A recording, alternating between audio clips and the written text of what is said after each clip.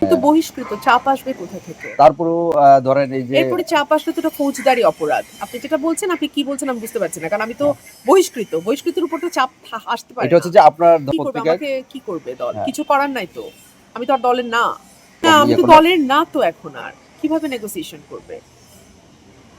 আমি তো আর দলের কেউ না। আমার সাথে কিভাবে নেগোসিয়েশন হবে? আমি দলের নির্দেশনা অনুযায়ী এত বছর এখানে কাজ করেছি। এখন এখান থেকে সরে যাওয়ার কোনো প্রশ্নই আসে না। আর দল থেকে তো আমাকে বহিষ্কার করেছে। সুতরাং আমার সঙ্গে তো আর সমঝোতা হবার কিছু নাই। আমাকে তো বহিষ্কার করেছে।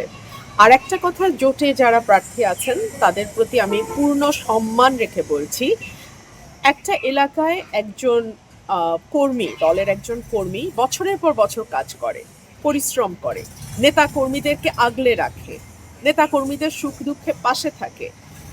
সো তাদের সাথে নেতা কর্মীদের যে বন্ডিংটা তৈরি হয়, সেটা হঠাৎ করে অন্য দল থেকে এসে নির্বাচনের আগে হঠাৎ করে সেটা হয় না।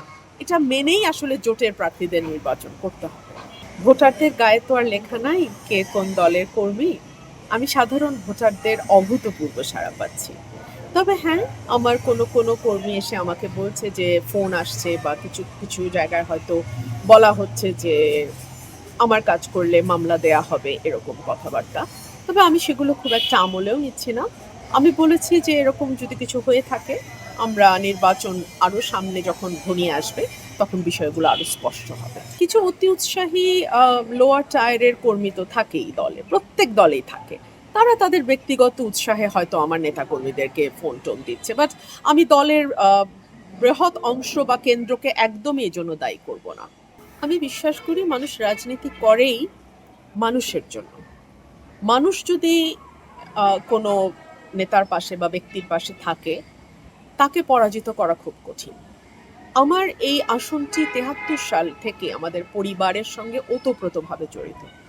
আমার বাবা ১৯৭৩ সালে এই আসন থেকে স্বতন্ত্র নির্বাচন করেছিলেন। এখন আমি এই আসন থেকে স্বতন্ত্র নির্বাচন করছি। এবং আমি যেখানেই যাই, বিশেষ করে মুরব্বী যারা এলাকার, একদম মুরব্বী বয়স্ক মানুষ, ওনারা কিন্তু দৌড়ায় আসেন যে অলি আহাদ ভাইয়ের মেয়ে আসছে। সো এটা আমার জন্য একটা বিরাট প্লাস পয়েন্ট।